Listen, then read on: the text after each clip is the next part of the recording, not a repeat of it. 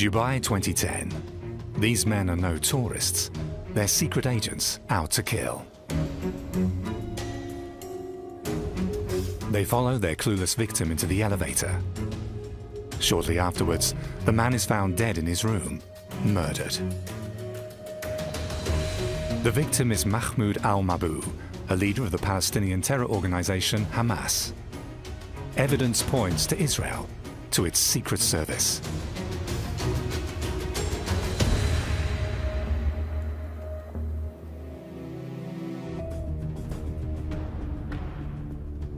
The assassins managed to leave Dubai just in time. Are they Mossad? Yet there's no official proof for what seems obvious. Looks like whoever planned it did a good enough job and took that into account. It excites the imagination, don't you think? Surrounded by enemies, Israel has taken to spectacular clandestine operations since its earliest days, making Mossad renowned and feared the world over. Mossad has been involved in every major incident in this region for the past 50 years. The conspiracy outlook is very much deeply embedded within the Arab world. Time and again you see these aspects of glorification, demonization, using it for political purposes. I don't know if it will surprise you, but there are many people in the Arab world who seriously argue that Mossad was beyond 9/11. The Israeli intelligence did not aim to create a myth. This was a byproduct of their strict policy of clandestine, secret espionage in operational work. Now, in time, they saw that it serves them very well. Any action ascribed to Mossad serves the myth around the organization. It's said to employ a mere 3,000 people. Their exact number is a state secret. Yet the daring operations of Mossad have impressed and deterred Israel's enemies ever since. When you have the horrors of the Holocaust and the current security challenges, which are perceived as existential, your mindset is left with one choice: rise and kill first. And the ones who are keeping you safe, risking their own lives, are the people from the Mossad and the rest of the Israeli intelligence. Even prior to the foundation of the State of Israel, Jewish underground groups in Palestine make full use of the impact of precisely targeted secret operations. By assaults on the Arab majority and the British mandatory power, they aim at establishing a Jewish state in the Middle East. In 1947, the UN decides on the partition of Palestine. The resolution for Palestine was adopted by 33 votes. David Ben-Gurion becomes first Prime Minister and Secretary of Defense. On May 14, 1948, he proclaims the independence of Israel. The conflict in the Middle East escalates at once. That same night, Israel comes under attack. An alliance of 6 Arab states intends to crush the Jewish state in its infancy. However, the Israelis win the war and the young country survives. Ben-Gurion wants an early warning system against further attacks. This calls for effective intelligence services. They set up headquarters in Tel Aviv. It becomes the center of a worldwide network. Amman, Israel's military intelligence, comes first in terms of staff and budget. Its brief is to spy on the enemy's armies. The Inland Security Service, Shin Bet, is responsible for counter-espionage and anti-terror operations. The smallest yet best known of the three is Mossad. It's tasked with secret activities abroad with a view to protecting not only the citizens of Israel, but Jews throughout the world. It operates successfully behind the curtain, until a spectacular operation reveals its prowess to the world. Adolf Eichmann was one of the key organizers of the Holocaust. After the war, he manages to escape to Buenos Aires, where he lives a sheltered existence under a false identity. But then, the Israelis are tipped off about his whereabouts and send a Mossad team to Argentina.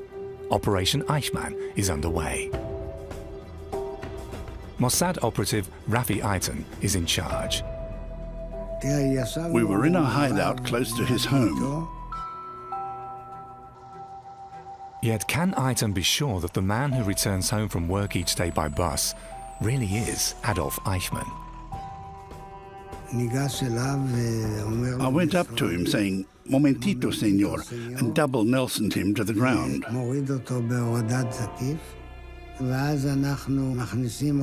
Then we pushed him into the car. Our first question was, "What's your name?" "Ricardo Clement," he replied. That was the name by which he lived in Argentina. A few seconds later, he said, "I've been expecting this moment day and night. I knew you Israelis would find me someday." The agents have orders to put Eichmann on a secret flight to Israel.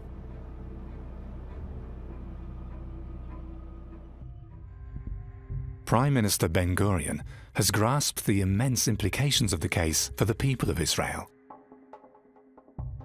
He wants the Nazi war criminal to be prosecuted at a trial that will stun the public. Entering the bulletproof prisoner's box is the man charged with Justice, not revenge. While the world looks on, it's a coup for Israel and for Mossad.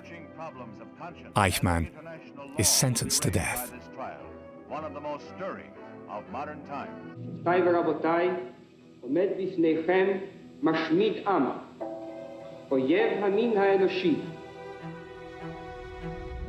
However, Mossad director Issa Harel could have gotten hold of Eichmann years before.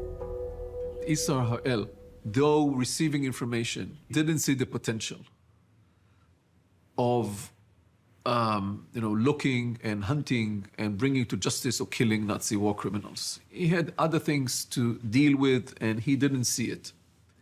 Only afterwards did Issa Harel realize the magnitude of the publicity and the myth that such an operation can create. By the abduction of Eichmann, Mossad has laid the foundations of its own myth. The message to Israel's enemies is clear. Our agents may strike anywhere. It made us proud of ourselves. We, the Jews, had shown to the world. You tried to annihilate us, and now what? We are here. The Jewish people lives and exists. Yet soon, Mossad's spies must focus on other, more recent threats. In the summer of 1962, the regime in Egypt, Israel's arch-enemy, proudly presents its new missile program. Its president, Gamal Abdel Nasser, aims at uniting the Arab countries against the Jewish state. Nasser triumphantly announces that his rockets are capable of reaching Israel. It's a shock for Mossad. The reaction may not have been outright panic, but it wasn't far from that. The Egyptian government and Nasser were boasting day in, day out, "We will chase the Jews back into the sea." What's particularly sensitive, Nasser's missile program relies heavily on German experts who have been involved in the development of Hitler's V-2 rockets. In Egypt, their Nazi past doesn't speak against them. 17 years after the war, fears of another Holocaust still loom large in Israel. Mossad must take urgent action to stop Nasser's rocket program.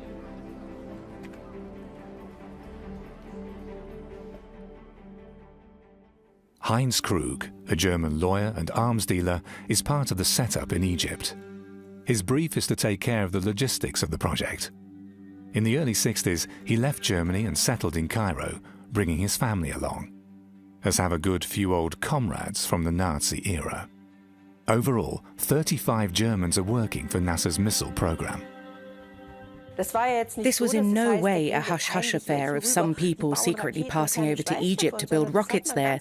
Those involved spoke quite openly about it and were even proud of it. And nobody told us you're not allowed to mention what Dad's up to. Definitely not. The German government too knows about the presence of its citizens in Cairo. And so does Mossad. They had some knowledge about the missile project, but the truth was that all the different bits and pieces did not create an intelligence picture. And this is why they have done nothing, because they didn't realize that it happens. It was a huge intelligence fiasco. Mossad soon finds out that NASA's missile program won't get far without the Germans' expertise. Key figures of the program are targeted with parcel bombs.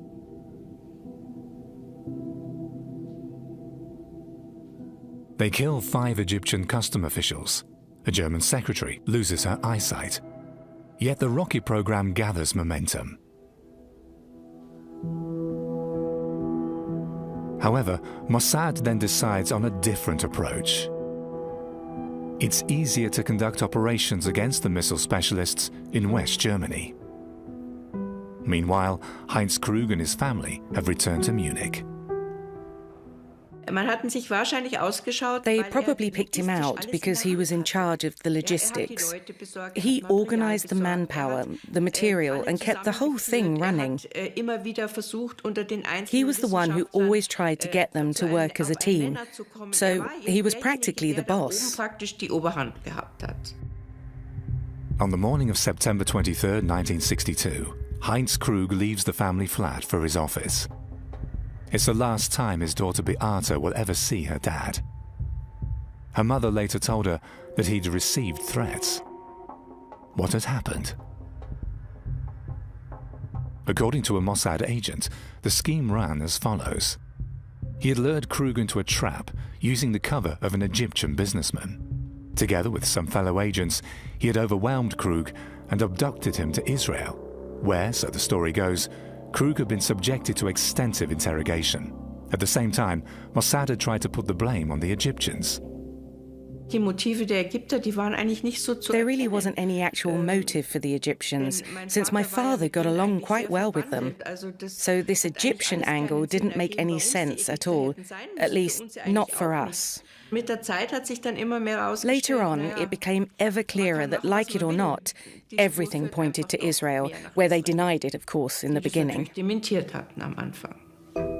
Beate Zoller and her brother look into it for themselves once they are old enough. They publish a book on their findings about the disappearance of their father. Officially, the case of Heinz Krug has never been solved. And it seems it was not only Mossad with a vested interest in keeping matters this way.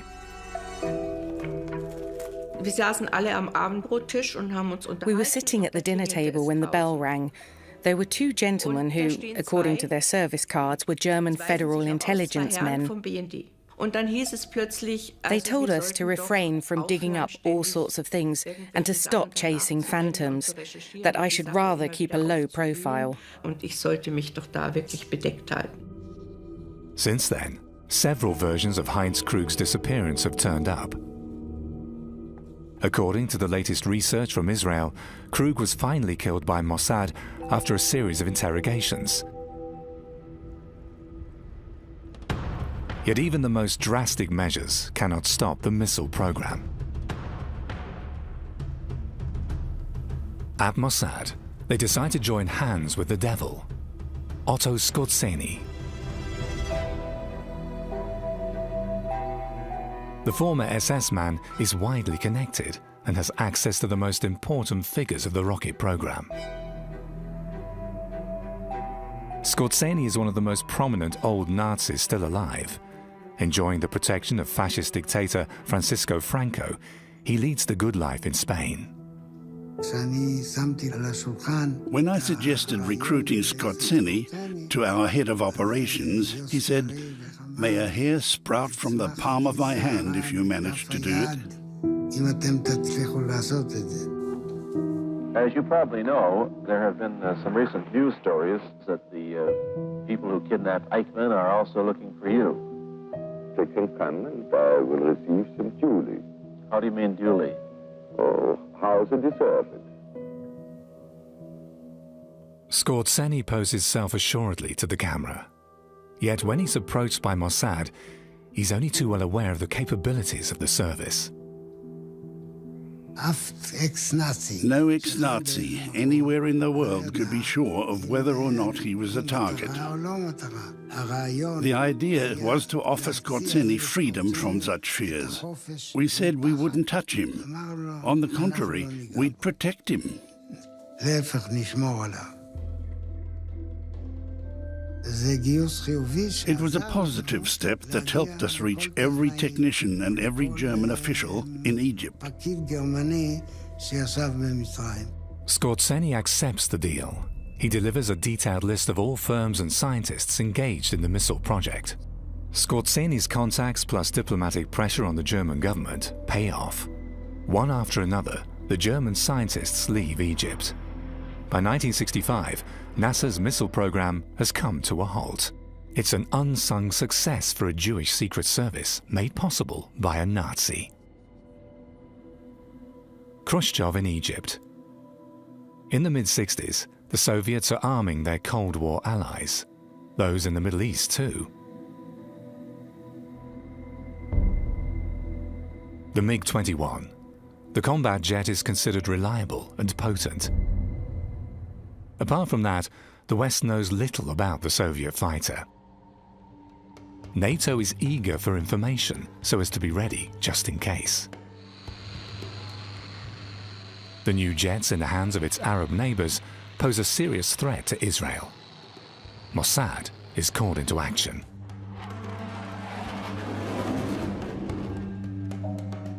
Its agents are looking for an Arab defector. The idea? To abduct a MiG to Israel and have experts evaluate the plane. In Iraq, they come across a prospective candidate. Munir Redfer is a fighter pilot with the Iraqi Air Force. The Mossad agents figure that Redfer may be frustrated by being discriminated in Iraq because of his Christian faith. I asked him, "Did you ever think of defecting with a plane? Your wife and children must, of course, be extracted before then." "But with what plane?" "Well, with one of your latest jets." "Pardon?" "Wherever I fly, they'll hang me, be it in Jordan or in Syria. Or they'll send me back and then they'll hang me here." I said, "There is a country. Trust me." "What about flying to Israel?" He was shocked. "Israel? They'll hang me right away." Yet in the end, Redfer agrees, on one condition. First, his family must be smuggled out of Iraq to protect them from reprisals. What the Mossad agents hadn't realized, the meaning of family is a bit different in Iraq than to us in the West. They thought, okay, wife and children. They hadn't reckoned with 32 people, nephews, nieces, cousins, and so on. They all had to be extracted by a secret operation.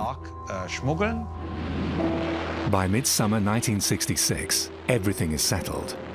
Redfer peels off during a training flight and steers his fully armed plane on a low-level run to Israel.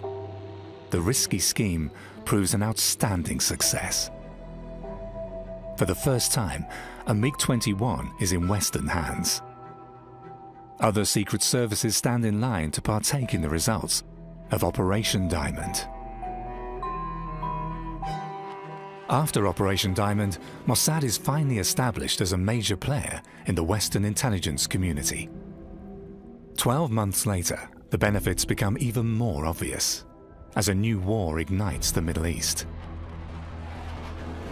Israel decides on a preemptive strike against Egypt, Jordan, and Syria to forestall an imminent attack by its Arab neighbors. During the Six-Day War, Israeli pilots make full use of the evaluation of Redfer's MiG. In less than a week, the Arab armies are beaten. A victory made possible not least by the intelligence from a Mossad spy in Damascus. In the early 60s, the Israelis managed to plant a top source in the Syrian capital.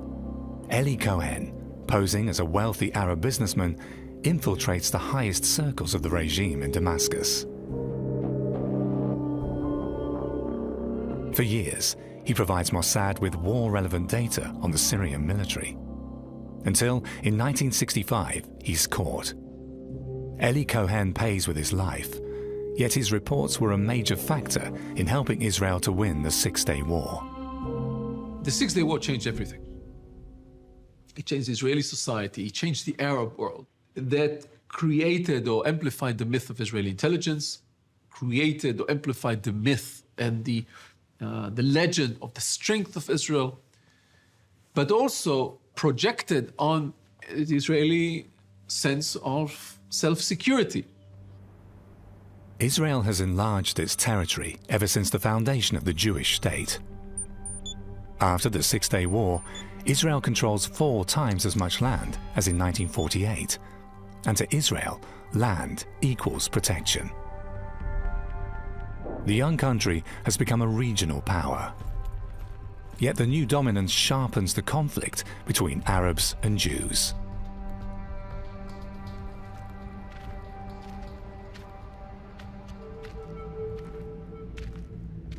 By now, Israel has also occupied the last Arab-controlled territories in former Palestine, the Gaza Strip and the West Bank. Here, tens of thousands of refugees have been sitting tight. Now, all their hopes of a return to their homeland are dashed. Mossad realizes the implicit dangers only belatedly. No one in Israel had ever expected that the West Bank and the Gaza Strip would come under our control. So people just weren't expecting a large-scale terrorist problem. Frustration in the refugee camps increases, foremost among young Palestinians. At Mossad, they're worried by their mounting radicalization. A new party becomes the rallying point for resistance fighters. Fatah's goal is to completely free Palestine. In other words, to wipe Israel off the map. More and more young Palestinians are joining the ranks of Fatah. Along with its political arm, the PLO, led by Yasser Arafat, they want to enforce the rights of their people in the Middle East. Not the Mossad, nor the whole of the Israeli intelligence community viewed the Palestinian resistance or gathering or grouping as a challenge for a very long time. When Israel controlled the territories, of course, they had by far more possibilities because they could recruit people from the West Bank and the Gaza Strip and send them over to do terrorist operations. So that has become a threat.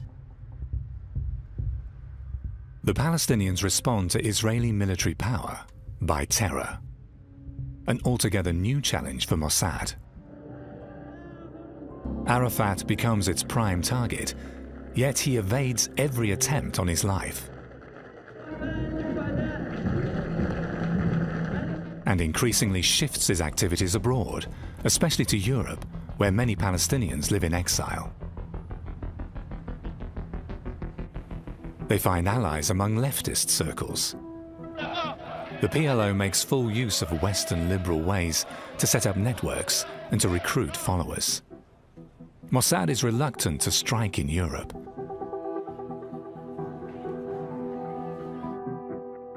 Abdallah al-Franji, later to become PLO resident in West Germany, back then leads the Palestinian student movement in Frankfurt. The general feeling was actually in our favor. When the demonstrations started, we helped organize them.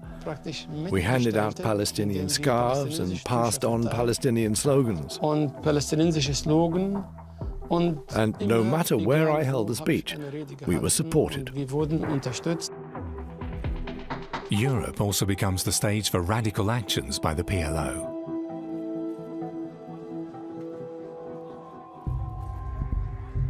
Splinter groups carry out assaults with a view to drawing attention to the plight of the Palestinians.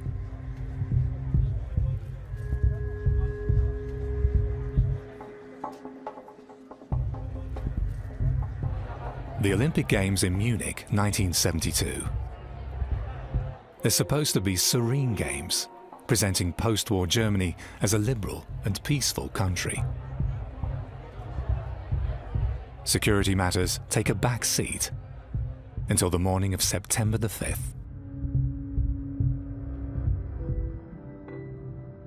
Palestinian guerrillas infiltrated the Olympic Village early on Tuesday morning and shot and killed 2 members of the Israeli Olympic team.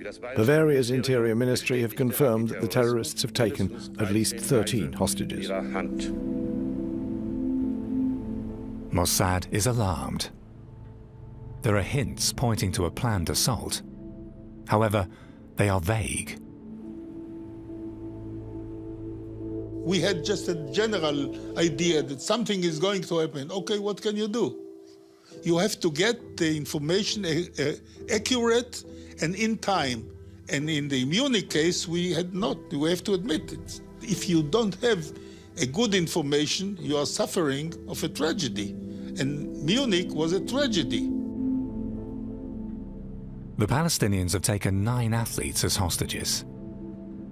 They demand the release of more than 200 of their comrades from Israeli prisons. Otherwise, the hostages will die. German security forces are hopelessly inept. There are no specially trained teams for an emergency like this. Other than in Israel, the demands of the terrorists are rejected by Prime Minister Golda Meir. Yet she offers to send help for a rescue attempt. Prime Minister Golda Meir said to me, "Zvika, I beg you, go there, so we at least know what's happening." Before I flew there, the Germans unmistakably said that Israeli soldiers would not be permitted to free the athletes. The Mossad director is forced to watch on helplessly. Ordinary policemen in plain clothes try to move into position for a rescue attempt, while TV cameras are running freely. The terrorists get a live view of every step the police takes. The operation is called off. Yet the hostage takers are getting nervous. They demand to be flown out.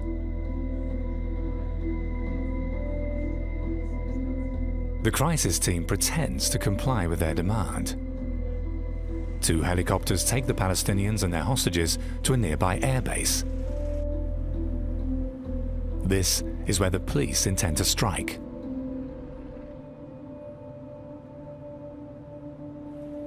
Yet none of their officers are trained snipers. I was lying beside a German sniper. They were using old rifles, without telescopic sights, without anything. The rescue attempt fails. The terrorists open fire. It broke my heart. The Palestinians threw a hand grenade into the helicopter and it burst into flames. All the Israelis in the helicopter die. The hostages in the second helicopter are shot and killed by the terrorists. None of the athletes survives. 5 of the 8 terrorists die in the ensuing gunfight with the police.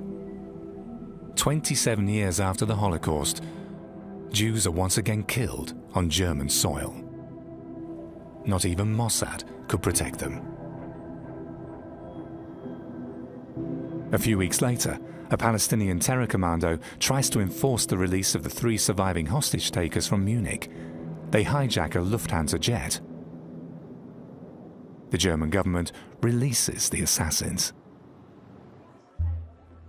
In the Arab world, they're celebrated as heroes. It's a slap in the face for Israel. It's obvious that the Jewish state can only rely on itself. Prime Minister Golda Meir is under pressure. It's election time and the country wants revenge. Golda Meir gives Mossad the go-ahead for a crusade against terror.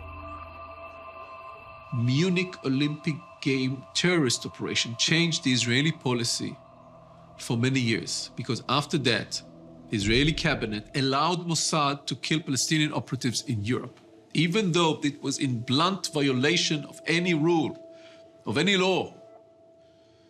But they came to the conclusion that if Israel doesn't do that job, nobody would.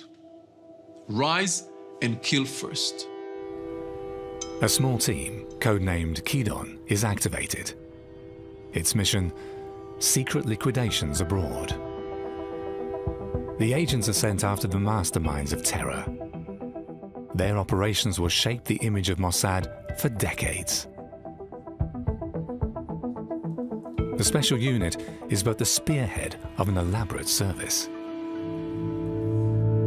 Mossad's inner structure is a state secret.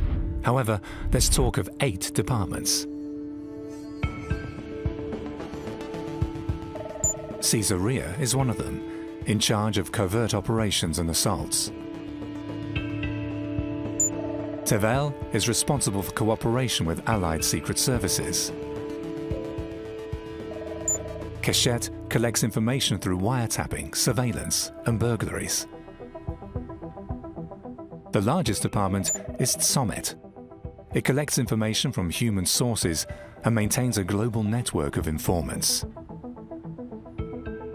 The campaign against Palestinian terrorists begins in October 1972. Of course, it was a revenge, to have to admit it.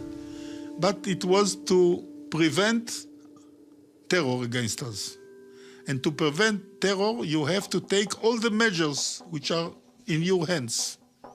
And you have to do it in a very clever means, to do such a thing that they will not be able to ask you, what are you doing here? The killings are intended as a visible warning. Leading PLO members react by seeking refuge in Arab countries. As a consequence, Mossad extends its death list by adding targets in Western Europe, where Israeli agents can move freely. Student leader Abdallah al-Franji is said to be in touch with the assassins from Munich. Abdallah Franji, I remember him, the name. He was a student, and he was one of our targets. Yet he's arrested by the German police, along with hundreds of other Arabs, and awaits expulsion, since after the massacre in Munich, the authorities have decided on a tough stance. And the fact that he was in jail saved his life, if I may say so. Al-Franji moves to Algeria to coordinate the PLO's European sections from a remote position. Yet Mossad is hot on his tail. My friend, the PLO representative there, was holding a thick envelope. And I said, Abu Khalil, please don't open it. He said, you're serious? And then he opened it. I was thrown about 6 meters across the room. All his fingers were gone on both hands, and an eye too. I was really lucky I wasn't severely injured like my friends, and that I wasn't killed.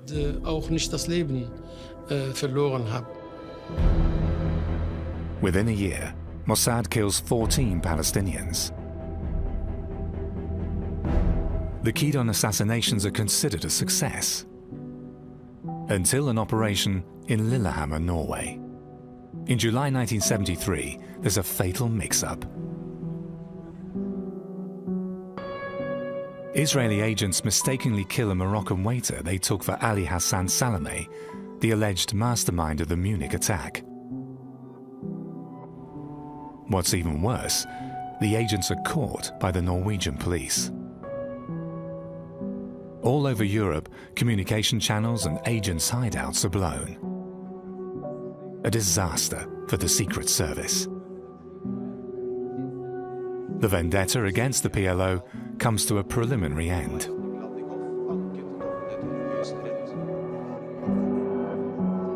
The PLO leaders decide to focus their attacks on the occupied territories.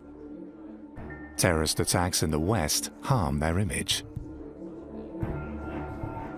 But not everybody sticks to the directive. Assaults and hostage-taking in Europe continue, so Mossad is hot on its enemies' tails again. We had to continue, and we continue. We do things that we did things that were published in the public, and we did things which are not public. 1987. Almost 2 decades have passed, during which Israel had proved unable to quell Palestinian violence. On the contrary, after 20 years of Israeli occupation, the fury about any lack of perspective boils over in the West Bank and the Gaza Strip. The so-called Intifada, the uprising of the people on the streets, catches Israel unawares. Operations against the PLO are still focused on foreign countries where its leaders are in hiding, a classic domain of Mossad. In Tunis, its agents and the Israeli military liquidate the alleged mastermind behind the uprisings, Arafat's second-in-command, Abu Jihad.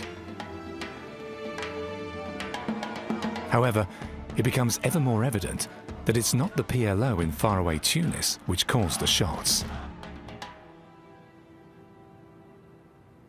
Striking at them doesn't end the Intifada.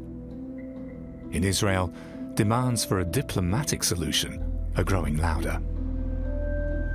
In 1993, Israelis and Palestinians finally meet on neutral ground in Oslo to negotiate peace proposals, after decades of mutual killing. However, Israel's secret services are left out in the cold. It's the express decision of Prime Minister Yitzhak Rabin. From my point of view, from Israel.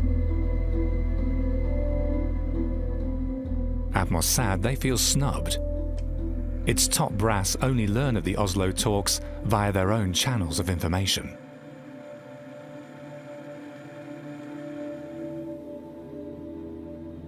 The head of Mossad rushed over to Rabin and told him, "Sir, something's going on in Europe."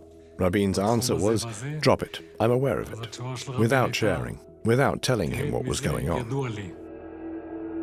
Peres used to say, "What do intelligence services know? What did they know about Munich? What did they know about Pearl Harbor?" Therefore, he thought he could do without their advice. Rabin concludes an agreement with the Palestinians. The West Bank and the Gaza Strip are returned to Palestinian autonomy. In turn, the PLO agrees to stop the attacks on Israel.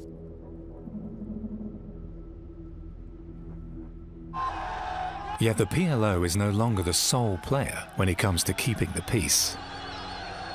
A new radical force has gained in strength, the Islamic terror organization Hamas.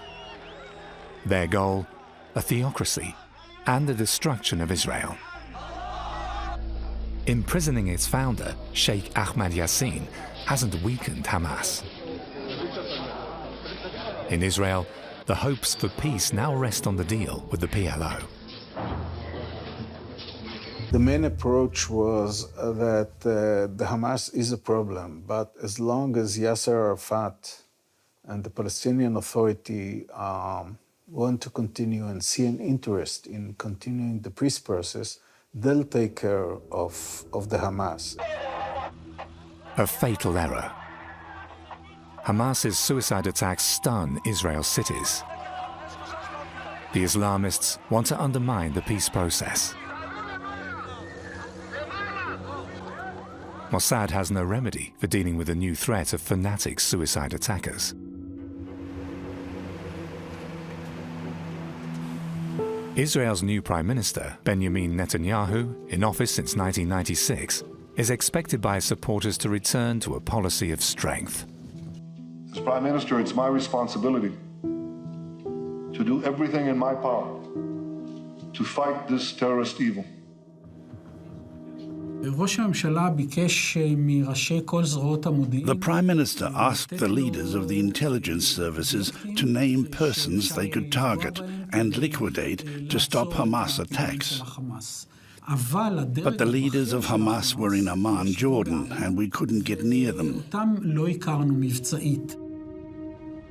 As there is peace between Israel and Jordan, Mossad has largely retreated from the territory of its neighbor so as not to endanger the mutual relations.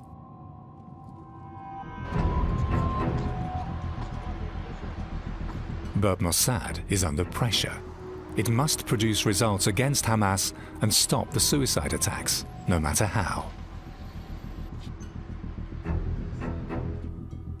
In the summer of 1997, Mossad agents draw up a list of potential Hamas targets, among them its leaders in Jordan. Benjamin Netanyahu compelled the Mossad to carry out an act in Jordan, and the Mossad didn't want to do it, and Netanyahu pressured the Mossad. Sometimes politicians need to show the public some results. And then the easiest outlet is the Mossad or the idea of the Israeli military. Netanyahu wants to strike at the heart of Hamas. Khaled Mashal, Hamas's Politburo chief in Amman, becomes the first target. Nothing should suggest an Israeli strike. Jordan's government fears Palestinian uprisings in the refugee camps.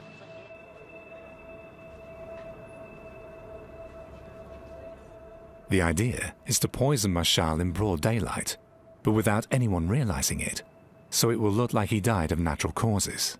The unit experimented on unsuspecting people on the street. Two people approach the target from behind. One sprays him, and the other, just before, shakes and opens a cola can, causing the can's contents to spray all over.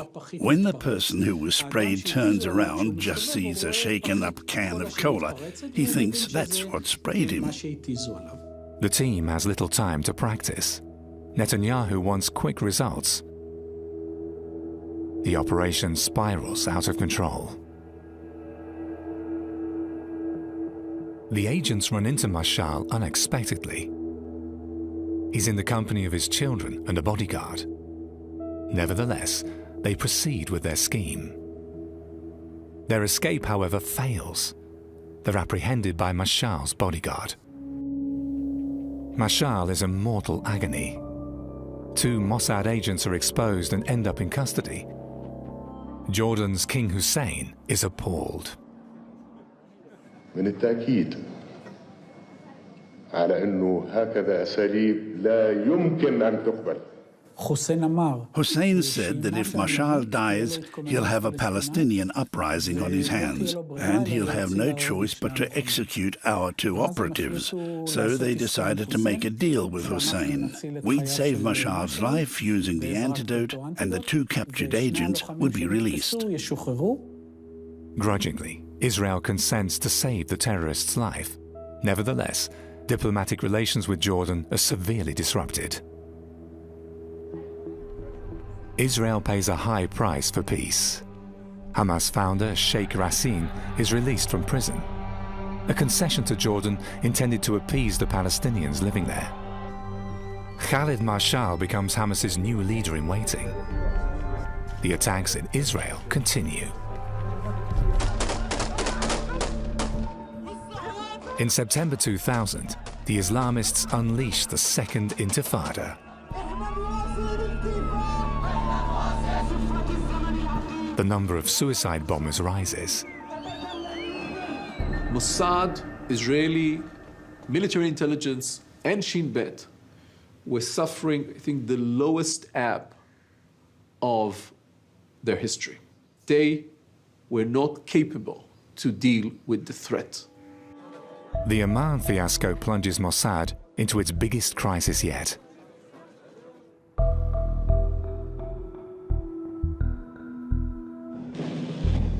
However, there's a new threat that offers the opportunity to brush up the tarnished image.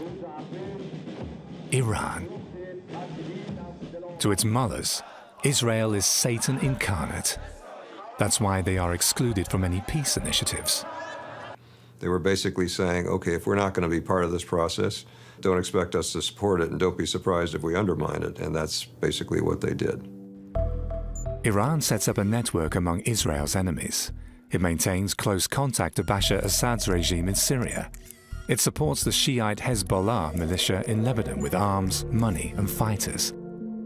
Yet also the hostile Sunnite Islamists in the occupied territories receive aid from Tehran.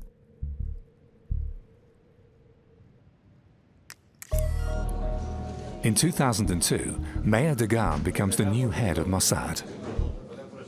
To him, the main adversary is Iran.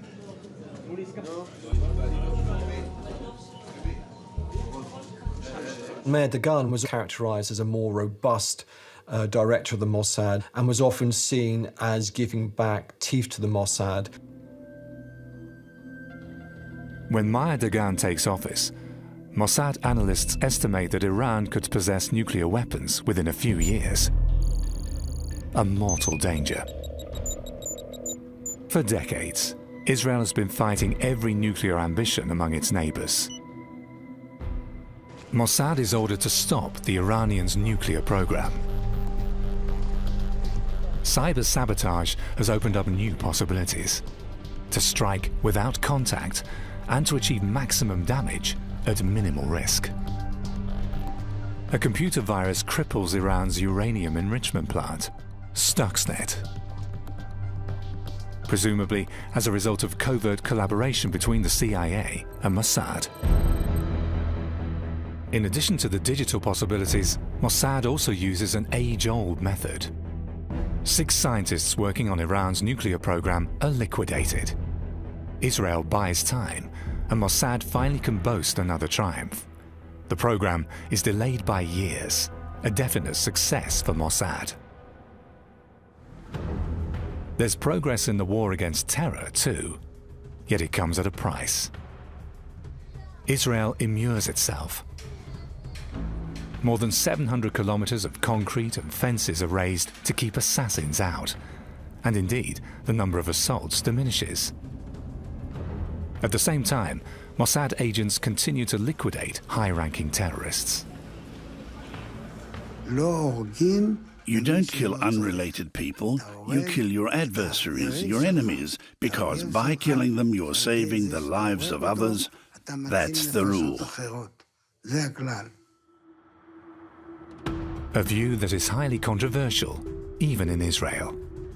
No other Western country has ordered more extrajudicial killings since the end of World War II.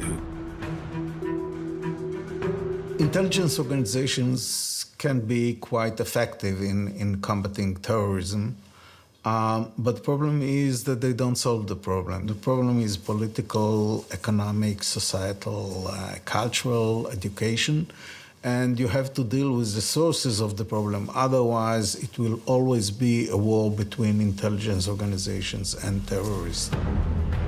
It's a war Mossad can't win.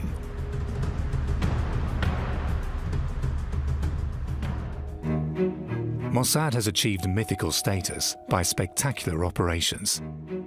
There are new threats, however, which can't be countered by relying on past success.